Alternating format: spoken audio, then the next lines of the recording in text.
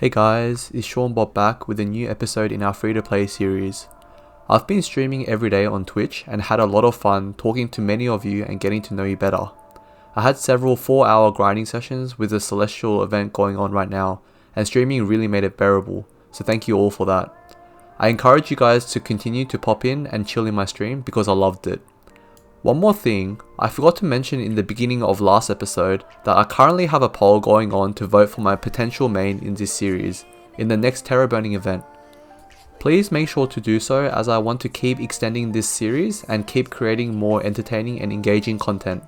Ironically, Adele's and Dual Blades are currently the highest voted classes, but all I've seen on Reddit were people complaining that they're too common.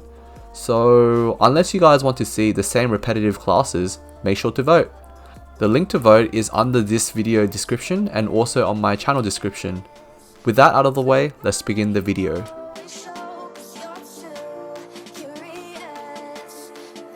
Alright, so I started the day with the standard Ursus runs. The reset golden hours are at 11 AM here in Sydney, so I'll work up just in time for that. Once again, I got carried and got my free 15mm mesos. Once again, I farmed for junipers. I've lost count of how much mesos I've made through junipers. It's such a great way to make mesos and so beginner friendly too. If you do this every day, you will surely accumulate mesos to gear up your character. Once you have geared your character to a decent level, farming for mesos, Nosestone and Arcane droplets in Arcana will be what you're aiming for. The rate I get from juniper berry farming, about 60ml an hour, will be nothing compared to farming in Arcana later on.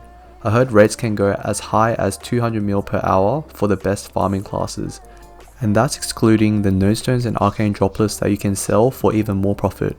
This is the sole reason why I'm building up this Kana. Damn, I didn't have enough mesos to level up my Arcane symbol, so I grinded my Kana while looting the mesos to get that mesos. This is poverty to the extreme. Reverse City is an amazing place to grind, and I'm so glad that this was added a few patches ago. There's a few maps that I found really good to grind depending on class, and the first one was nice for Kanas as he had great platforms for vertical mobbing and not too much horizontal space. I mentioned it before, but the best training maps are not universal, they depend on your class and your rotation, so experiment to see which maps give you the best rates. Hey, I got to level 210 and got my 9% int shoes, and I farmed enough mesos to level up my Arcane symbol. Alright, so I started the Choo Choo pre-quest. If you thought Vanishing Journey was hell, you're in for a ride. The Choo Choo monsters require much more arcane force, so I gave up on grinding for today after a few hours of trying to kill monsters to complete the pre-quest. Here are some clips of me just grinding out some of the monsters around this area.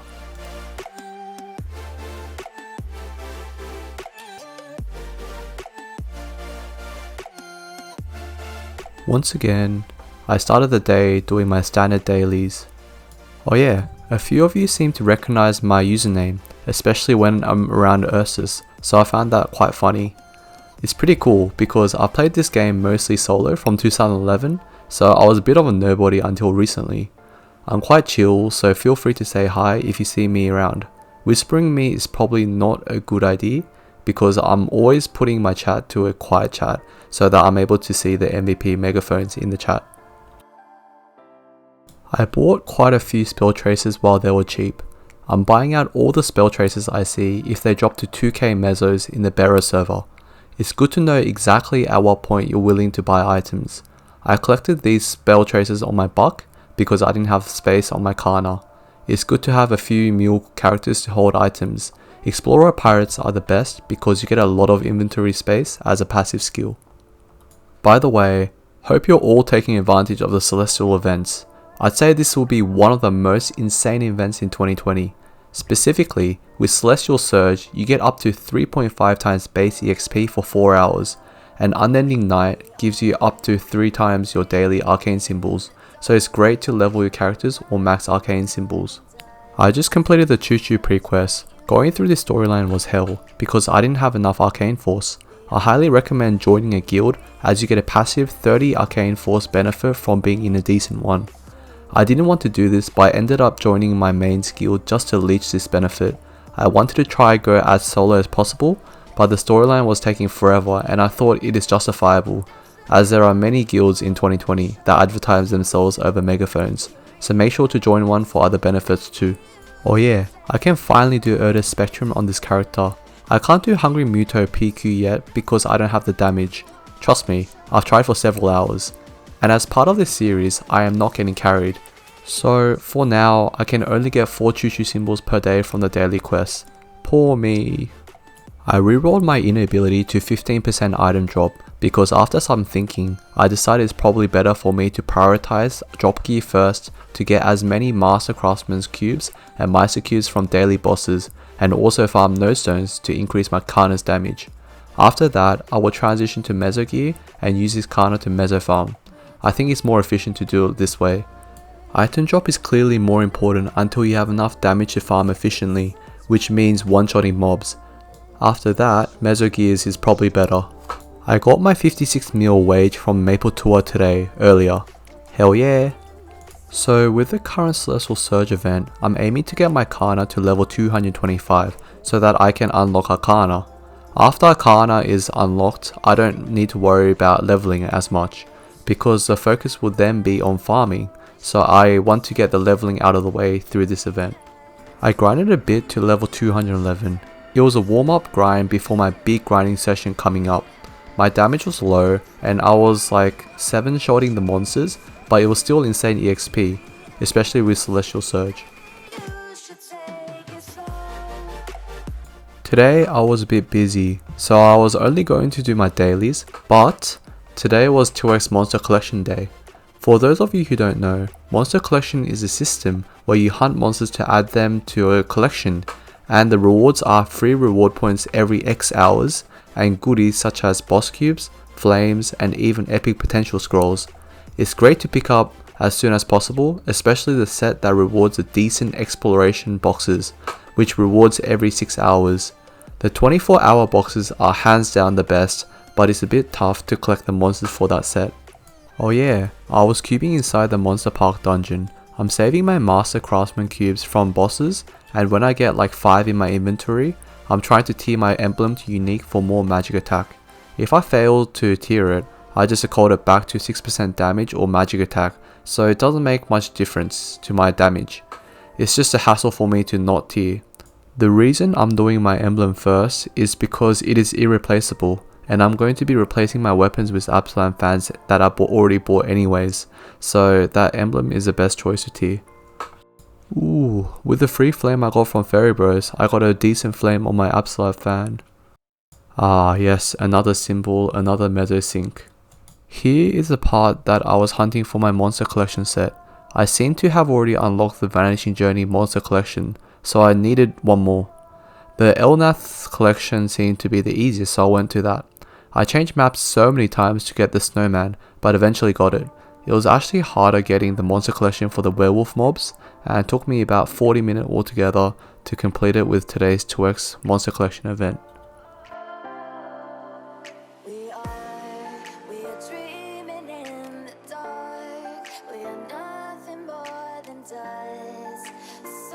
Alright, today was a pretty big day. There will be a lot of quick maths later in this video while I calculate my gains, so be mentally prepared for that. I started the day pretty standard, doing my dailies and my Ursus runs. I bought an epic potential for cheap and occult cubed my fan to 6% magic attack. My range is 720k after that, so you can see that I'm still working on my equips. Gearing is so important to efficiently farming for this character.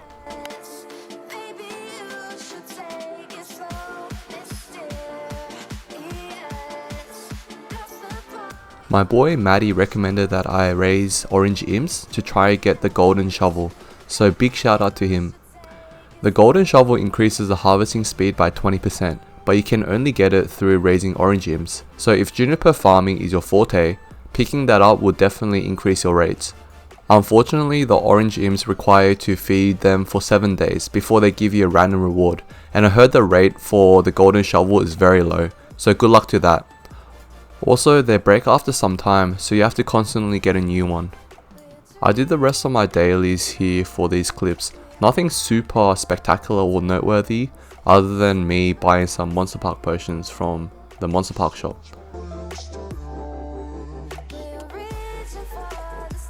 Finally, I got more inventory space with Fairy Bros. The lack of space really frustrated me.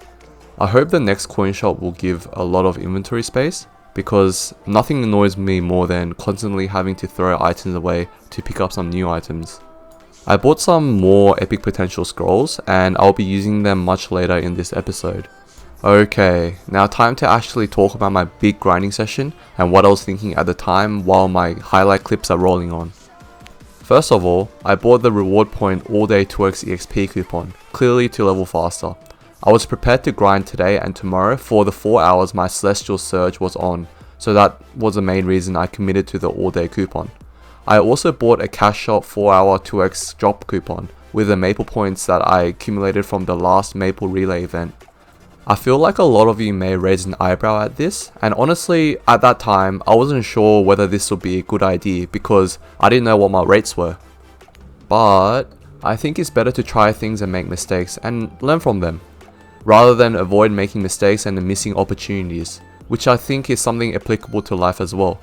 By my calculation, since the 4 hour 2x drop coupon was 1.5k maple points, and in bearer rates of 100 mil being 2.5k maple points, that means the 4 hour 2x drop coupon is valued at 60 mil mesos.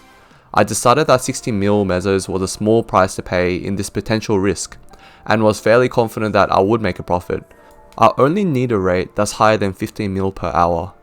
Turns out that this gamble was a fantastic one. I now know my mesos rate currently. I was farming 25 mil per hour, so I farmed 100 mil in raw mesos during this grind, and I also got 46 nodestone drops. Nodestones currently go for 2.5 mil each, so by using these nodestones on myself, I'm saving 115 mil mesos that I would potentially use to buying nodestones. So my total mesos that I earned in this session was actually 215 mil mesos. Using the cash shop 4 hour drop coupon cost 60 mil mesos, so I made an overall profit of 115 mil mesos whilst grinding my character to level 215. Today was a huge success, and best of all, my rates can only get better as I get more drop rate. This is why farming classes are so important to have in the current meta. Alright, that's the end of today's video. Hope you enjoyed it. I would like to end by saying please abuse the current cheap 2x cash shop drop coupon. It's so worth it. Just a reminder to vote for my main. I'm planning to get more 4 hour grinding sessions on the weekend to push it to 225 on Twitch. So if you want to chill, then come along. I'll hopefully upload my next video early next week. So until then, take care. Thanks.